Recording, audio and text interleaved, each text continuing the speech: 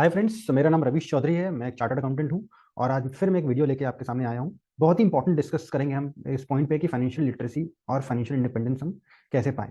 Financial literacy इसलिए क्योंकि बहुत ज़्यादा मीम्स और बहुत ज़्यादा मैं देख रहा हूँ आजकल वीडियोज़ बन रहे हैं फाइनेंशियल लिटरेसी के बारे में, लेकिन काफ़ी ज़्यादातर आपको ये गाइड कर रहे हैं कि आप अभी मकान मत खरीदिए, रेंट पे रहिए, जो पैसा बच जाए उसको म्यूचुअल फंड में इन्वेस्ट कर दीजिए। आप अभी गाड़ी मत खरीदिए, उस पैसे को आप ओला उबर यूज़ करिए और उस पैसे को बचा के आप शेयर्स खरीद लीजिए। तो इस तरह की जो एडवाइसेस दी जा रही हैं, तो उस कन्फ्यूजन को दूर करने के लिए, उन एडवाइस जो गलत एडवाइसेस आपको दी जा रही हैं उस पर कुछ चर्चा करने के लिए मैं आपके पास आया हूँ। मैं पिछले 8 साल से अपने क्लाइंट्स के लिए वेल्थ मैनेजमेंट प्लान कर रहा हूँ और बहुत सारे फाइनेंशियल लिटरेसी में भी मैं जाता हूँ और इस कॉन्सेप्ट बताता हूँ जो आपके सामने शेयर कर रहा हूँ। इस कॉन्सेप्ट को सुनने के बाद आप ये रियलाइज करेंगे कि कुछ पैसे लगा के आप अपनी सारी फाइनेंशियल बर्डन्स, जितनी आपकी फाइनेंशियल प्रॉब्लम्स आप सोचते हैं फ्यूचर में ऐसा हुआ तो वैसा क्या होगा, मेरी फैमिली कौन देखने वाला है, मैं रिटायरमेंट के लिए मेरे पास कितने फंड होने चाहिए, कैसे होने चाहिए, तो इन चीज़ों पे मैं आज आपसे डिस्कस करने जा रहा हूँ। तो आइए सीधे हम चलते हैं काम की बात पे।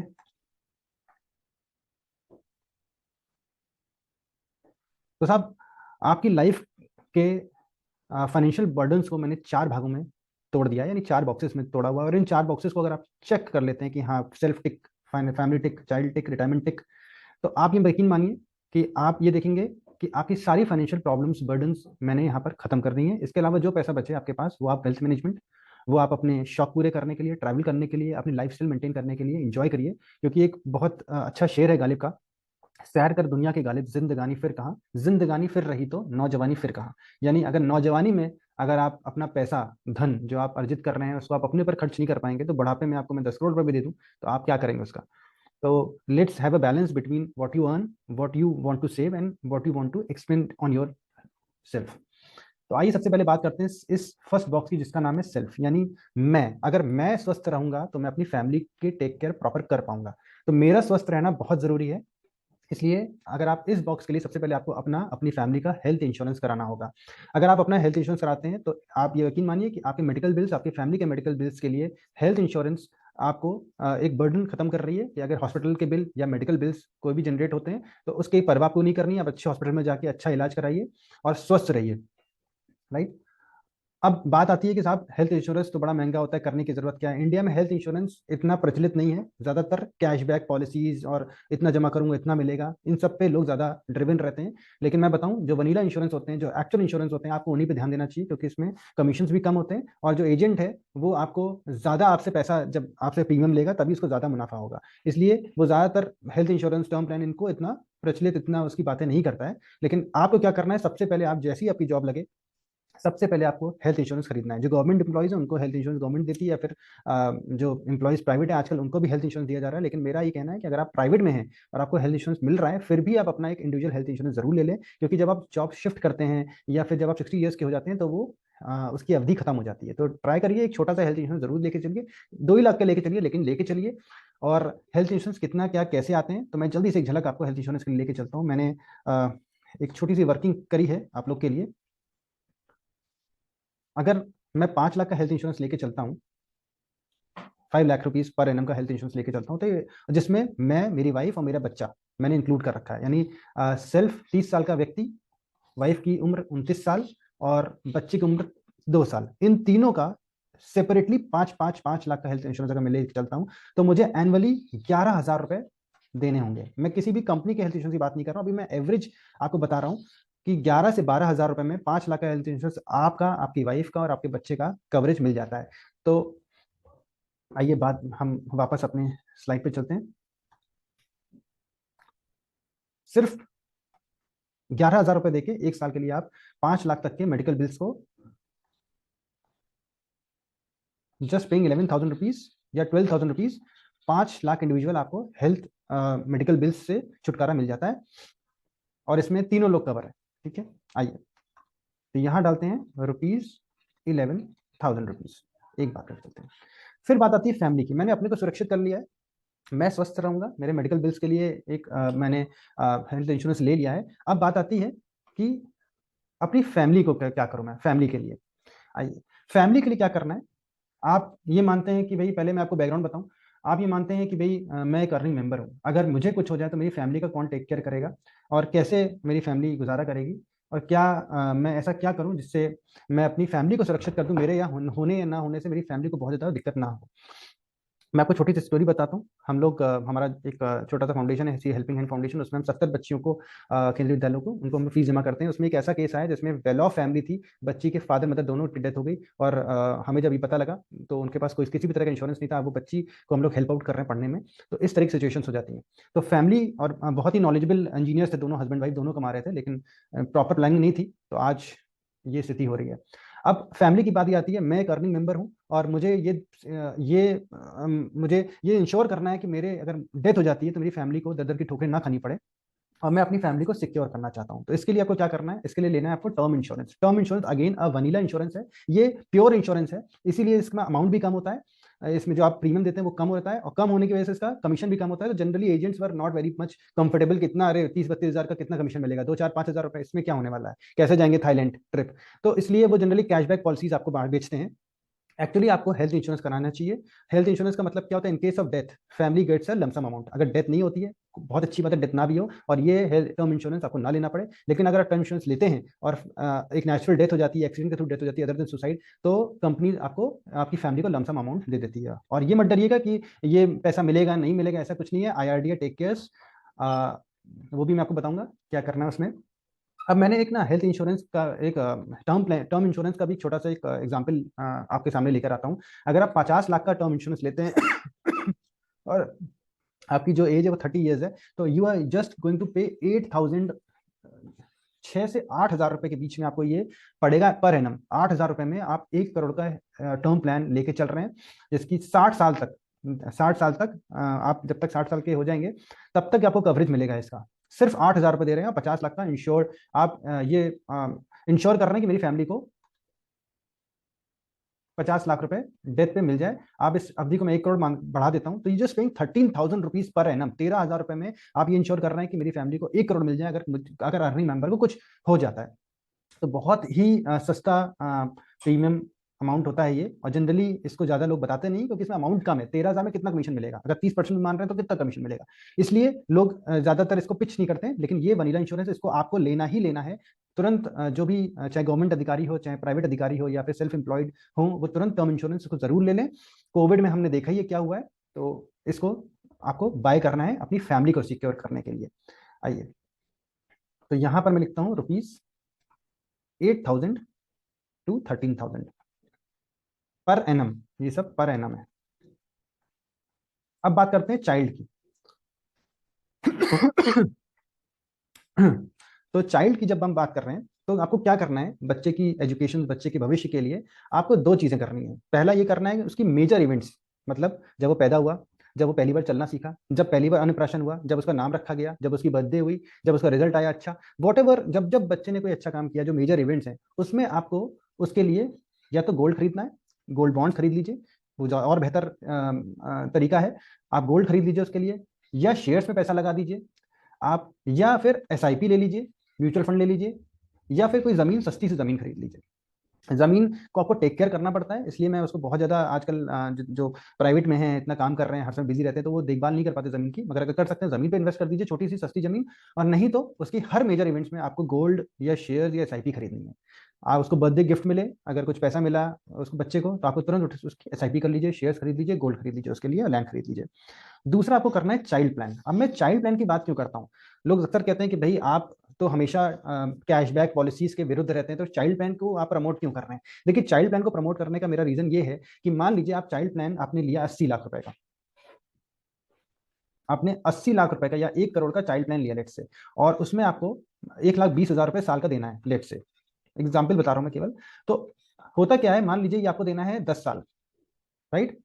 और चौथे साल में, फोर्थ ईयर में, जो पेरेंट अर्निंग मेंबर था, या जिस पेरेंट ने इसको करवाया था अपने बच्चे के लिए, उसकी डेथ हो जाती है। ऐसे केस में आपका बच्चे को फिर भी 1 करोड़ रुपया मिलेगा। और ये जो 1,20,000 है, जो 6 साल आप नहीं दे पा रहे थे, या जो डिसीज्ड मेंबर है वो नहीं दे पाया, इंश्योरेंस कंपनी इसको भरती है। तो बच्चे के का जो कमिटमेंट है 1 करोड़ इतने साल बाद मिलेगा, वो उसको मिलेगा, इंश्योरेंस कंपनी उसको कवर करेगी। तो ये बेनिफिट, इसलिए मैं चाइल्ड प्लान लेने के लिए कहता हूँ कि चाइल्ड प्लान एक लेके रख लीजिए, क्योंकि अगर इन केस ऑफ डेथ हो जाती है, कुछ ऐसा अन सर्कमस्टेंसेज आते हैं कि जो अर्निंग मेंबर है अब वो नहीं दे पा रहा, वो है ही नहीं दुनिया में, तो बच्चे का भविष्य सुरक्षित तब भी है, आपने अपनी फैमिली का सुरक्षित टर्म प्लान में तो किया ही किया है, लेकिन बच्चे का एक्सक्लूसिवली एक और आपने चाइल्ड प्लान लेके उसको सुरक्षित कर लिया है। मैंने इस पे भी एक छोटा सा कोशिश की है आपको एक एग्जाम्पल दिखाने के लिए कि चाइल्ड प्लान आखिरकार कितने के आते हैं। फॉर एग्जाम्पल यहाँ पर मैंने गारंटीड रिटर्न लिया हुआ है। गारंटीड रिटर्न अगर आप नहीं लेंगे, अगर आप गारंटीड रिटर्न नहीं लेते हैं, चूज नहीं करते हैं, आप मार्केट लिंक्ड रिटर्न देखते हैं, ज्यादा आपको बेनिफिट होगा इसमें। लेकिन मैं अभी गारंटीड रिटर्न की बात करता हूँ। मैं अभी 100% गारंटीड मतलब मिलेगा ही मिलेगा, मैं उसकी बात करता हूँ। गारंटीड रिटर्न में आपको रिटर्न कम दिखाई देगा, मार्केट रिटर्न में आपको रिटर्न ज्यादा दिखाई देगा। फिर भी मैं दोनों को अभी कंपेयर करके बताता हूँ। अगर आप 1,000 पर मंथ चाइल्ड प्लान पे 5 साल इन्वेस्ट कर रहे हैं, तो आपने टोटल आपको आपको आपने 60,000 रुपये दिया, और आपने 60,000 दिया और आपको 11.6 पर ईयर 4 साल के लिए मिलेगा। इस तरह के चाइल्ड प्लान्स होते हैं। अगर मैं थोड़ा सा आपको और अच्छा बेहतर दिखाऊं रिटर्न, मैं मार्केट रन पे आ जाता हूं और इसको कर देता हूं 10,000 पर मंथ 10 साल के लिए। ये देखिए, 10 साल के लिए अगर आप 10,000 पर मंथ पे चल रहे हैं, तो लमसम पे आउट जो आपको मिलेगा 87 लाख रुपए मिल जाएगा। ये मैं किसी भी कंपनी की अभी बात नहीं कर रहा हूँ, बहुत सारे हैं, ये तो आपको ढूंढना पड़ेगा। मैं आपको लमसम बता रहा हूँ, 60 लाख रुपए मिल जाएगा अगर आप 10 साल तक दे रहे हैं और 20 साल बाद आपको विड्रॉल मिलेगा। इसको मैं 5,000 कर देता हूँ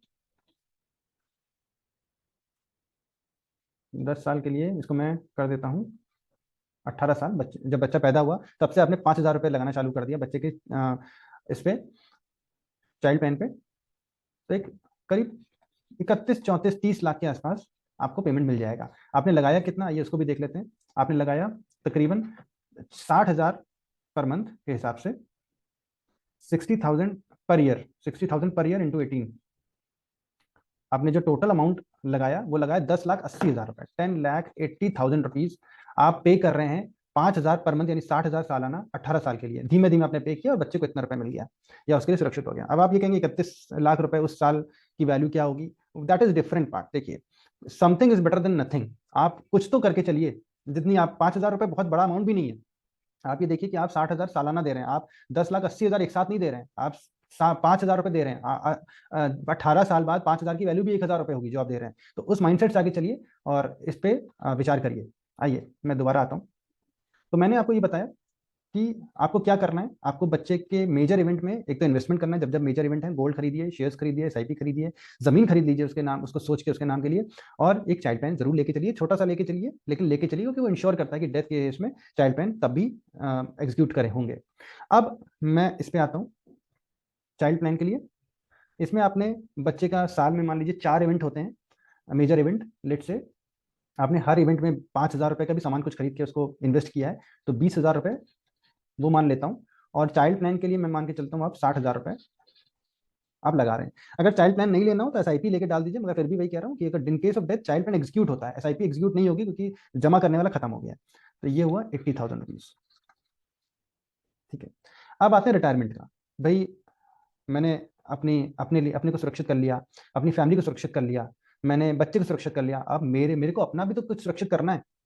इसके लिए आपको क्या करना है, आपको लेना है SIP, systematic investment plan. Mutual fund में 1,000 रुपीज से आप स्टार्ट कर सकते हैं। आप 1,000 करिए, मत करिए 10,000 रुपए, आप 1,000 से स्टार्ट करिए। When you get the taste of SIP, जब धीमे धीमे बढ़ने लगेगा तब आपको मजा आने लगेगा, आप खुद ही इन्वेस्ट करेंगे। But start investing 1,000 rupees per month the day you join your office. आपने जहां आपकी जॉब लगी, आप तुरंत 1,000 रुपए पर मंथ की एक एसआईपी डाल दीजिए, जिससे आप इंश्योर करेंगे कि मेरे रिटायरमेंट तक एक अच्छा कॉर्पस इकट्ठा हो जाएगा। कैसे होगा वो भी मैं आपको दिखाता हूँ।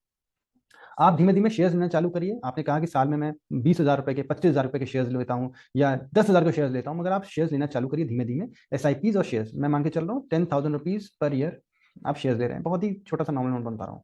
उसके आप पीपीएफ खुलवाइए जरूर। पीपीएफ में आप डालिए 5,000 रुपए पर मंथ। इसको आप 5,000 रुपए पर मंथ मैं आपसे कहूंगा डालिए जरूर, लेकिन आप इसको 2.5 से 5,000 कर सकते हैं। 5,000 per month, per month, per annum.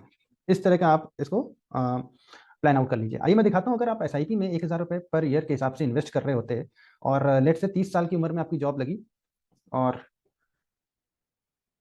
आप 35 साल तक, यानी 30 साल की उम्र में जॉब लगी, आप तो 22 साल की उम्र में जॉब लग जाती है बच्चों की, लड़कों की। मेरी 21 साल में मैंने प्रैक्टिस चालू कर दी थी, सॉरी 22 साल में प्रैक्टिस चालू कर दी, मैं सीए बन गया था 22 साल में। तो तब से मैंने स्टार्ट कर रहा है मैंने एसआईपी में इन्वेस्ट करना। तो अगर 30 साल में आप 1,000 रुपए पर मंथ इन्वेस्ट कर रहे होते 35 साल के लिए, यानी 65 ईयर्स अगर रिटायरमेंट एज है और 30 साल यानी 35 साल आप 1,000 रुपए केवल देके चल रहे हैं, तो मॉडरेट इन्वेस्टमेंट, नॉर्मल इन्वेस्टमेंट अगर कर रहे हैं, ज्यादा एग्रेसिव, थोड़े से एग्रेसिव हैं, बहुत ज्यादा एग्रेसिव नहीं है, तो लगभग 99 लाख रुपीस आपको मिलेगा। ये एक एवरेज मैंने सिस्टमैटिक इन्वेस्टमेंट प्लान एचडीएफसी की वेबसाइट जाके करा हुआ है, आप किसी भी वेबसाइट से इसको चेक कर सकते हैं। यानी आप 1,000 रुपए के हिसाब से 12 महीने यानी 12,000 पर एनम दे रहे हैं, और 35 साल के लिए यानी आप केवल 4,20,000 रुपए देंगे अपने 35 साल की इस अवधि में, और आप कितना पा रहे हैं, 99 लाख रुपीज आपको मिलेंगे। ये मैं नहीं कह रहा हूँ, ये सिस्टम कह रहा है। और इसको अगर मैं थोड़ा सा बढ़ा दूं, इसको मैं 2,000 रुपये पर मंथ कर देता हूँ, और इसको मैं एग्रेसिव कर देता हूं, अगर मैं यंग हूं, एपेटाइट मेरी रिस्क कैपेसिटी ज्यादा है, तो मैं इसको थोड़ा एग्रेसिव लेके चलता हूं। तो ये देखिए 3,68,31,353 रुपए you will get in 35 years just investing 2,000 per month.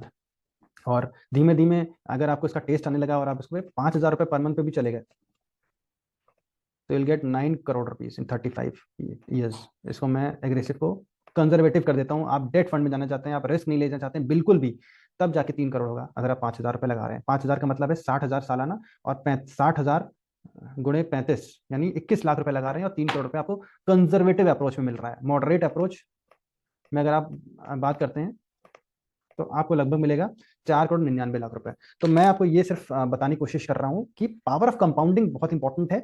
आप सिर्फ 1,000 चालू करिए, आप मत करिए कि मुझे 50 लाख रुपए बनाने हैं, जमा करने हैं 3 साल में, 4 साल में। धीमे धीमे इन्वेस्टमेंट अपना करिए, कंपाउंडिंग का फायदा उठाइए, ये मैं आपको बता रहा हूँ।